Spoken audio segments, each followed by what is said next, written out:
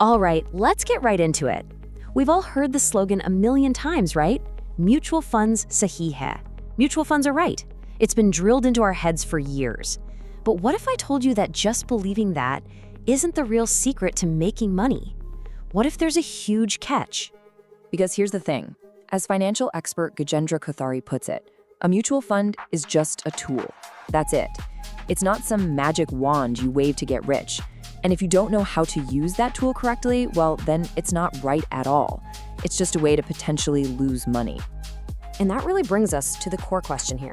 If just buying a mutual fund isn't enough, what is the secret sauce? What do the people who actually build serious wealth know that the rest of us don't? Well, it turns out it starts by forgetting some very popular and very wrong ideas. Okay, let's tackle the first big myth, and it's one that feels so logical on the surface. It's this idea that the more funds you own, the safer your money is. You know, we hear diversify, diversify, diversify, and we think that means just buy more stuff. The logic seems solid, doesn't it? If I have my money spread across 20, maybe 30 different funds, I'm covered. If one fund has a bad year, another one will do well, and it'll all balance out. It feels like building a fortress for your money. But is that what's really happening? Let's look at a real-life example. Now check this out. This is a real portfolio from a real client. The starting investment was a whopping 15 crore rupees. Now with that much money, you'd think they'd have dozens of funds, right? But look at this. Over about 7 years, that 15 crores grew into 35 crores, using just four funds. That's it. And the performance? It's incredible. The super focused portfolio delivered a compound annual growth rate, basically its average return each year, of almost 16%. That kind of result doesn't come from collecting funds like their Pokemon cards. It comes from having focus and real conviction in what you own. You know, this reminds me of that classic Warren Buffett line. He says you should have about as many stocks, or in this case funds, as you have children. Why? Because if you have too many, you can't possibly pay attention to them all. With just a few, you can actually understand them, track them, and know what you're doing. Any more than that, and you've basically just built yourself a super complicated and probably very expensive index fund.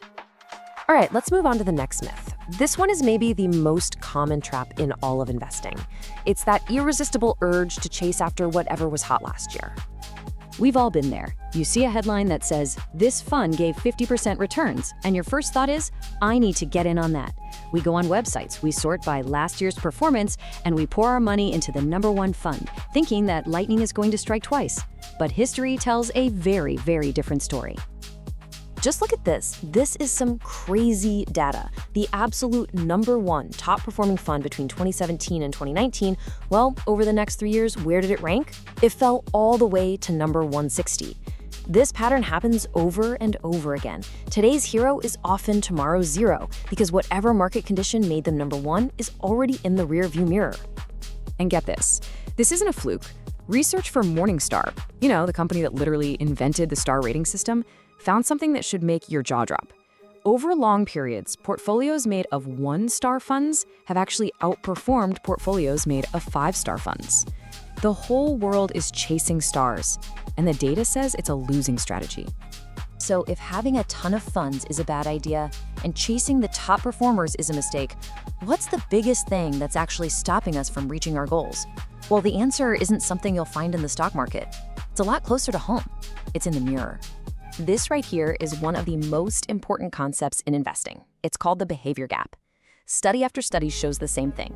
A mutual fund might generate, let's say, a 19% return, but the average person invested in that exact same fund only gets about 13.8%. So where did the other 5% go? It vanished, purely because of bad timing. Investors getting scared and selling low, or getting greedy and buying high. So that return you see advertised on a fact sheet, that is not the return that's going to end up in your pocket. Our own behavior, our fear, our greed creates this gap. And you never see this gap more clearly than when the market is in a full-blown panic, like what happened back in March 2020. This is a painful story, but man, is it a powerful lesson.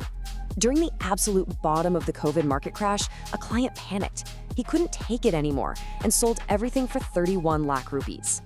If he had just closed his eyes and done nothing, literally nothing, that same portfolio today would be worth 97 lakh rupees. That one emotional decision, that single click of a button, cost him 66 lakhs. And this is probably the most important thing to understand. Markets go up and down. That's volatility. It's temporary noise. A permanent loss of your money that only happens when you make it permanent by hitting that sell button at the worst possible time. The biggest risk isn't the market, it's you. So let's put it all together. Let's move to the final piece of the puzzle and reveal the real secret. If it's not about having more funds, and it's not about chasing winners, and it's not about trying to time the market, what on earth is it? The formula, the real secret, isn't some complex mathematical equation. It's so much simpler than that. It's patience, it's discipline, and it's having the guts to stay invested long enough to let the magic of compounding do all the heavy lifting for you. The best way to see this is to look at a real journey. This timeline tells the entire story. Look at the first 10 years.